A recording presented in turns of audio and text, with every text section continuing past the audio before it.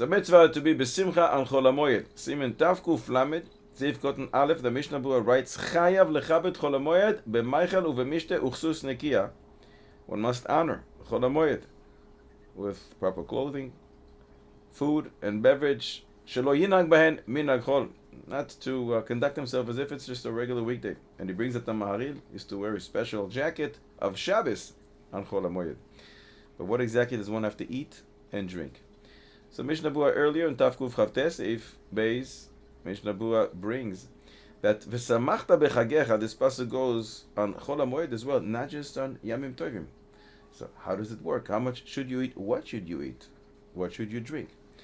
So in Siman Kuf Peiches, if Zayin, we learn that one is not obligated to eat bread on chol hamoed.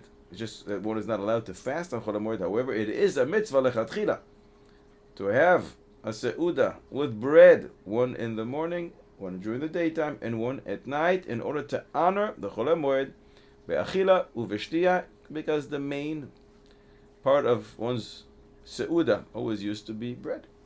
What about drinking wine on chol hamoed? We should learn it from what the Mishnah Berurah writes earlier in Tavkuf Chavtes, if gotten tes zayin, that chol hamoed is also included within simcha, v'samachta bechagecha.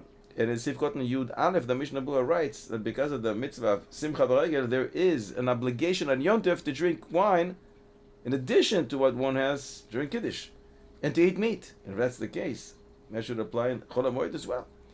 But Maran Reb Chaim Kanievsky Zatzal writes a letter to his father-in-law, Reb Elioshev Zatzal, and this appears in Kovetz Tshuvos and Chelik Aleph and Siman Nun Zayin.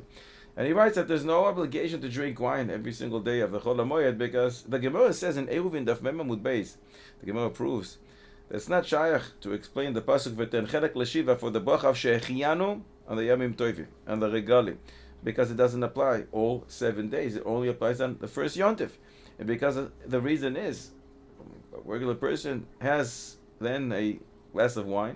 He has some wine, he can say the bracha of shechianu, but in other days, a regular person, not a rich person, doesn't have wine, so it doesn't seem that there would be an obligation to say the bracha of shechianu without some wine. And that's what Reb Chaim Kanievsky writes to his father-in-law, Reb Elioshev, and Reb Elioshev answers him that the Gemara over there discusses the time of Beis HaMikdash is Kayim. So then, the main simcha is with basar of shlamim of the korban, but today when we don't have the basar shlamim, the obligation of simcha is with wine every single day of the Chag, including Chol hamoed. And Rebbe Yosef explains, and he adds, and this appears in Shavuos Yitzchak in Pesach, Perek Yud, Siman Dalet, that what the Gemara says, that Bizman Hazeh, when we don't have Beis HaMikdash, and Simcha Ela B'Yayin, it's not just to tell us that normally wine is that which gives a person simcha. It's a takana. It's an institution of Chazal to make sure that you're happy with wine, through wine, and therefore, even a person who will be happier with other beverages and other things has to make an effort to fulfill the mitzvah of simcha with wine, and the mitzvah is to drink a revis. And he writes that grape juice doesn't work for this. However, one can mix a little grape juice, but he should in a way that he will still feel the alcohol in the wine.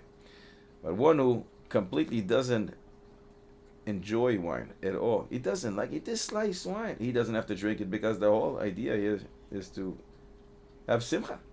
And if one does not get any simcha, in fact, he gets the opposite from wine, he will not fulfill the mitzvah of simcha with wine, and therefore he will be exempt from drinking it.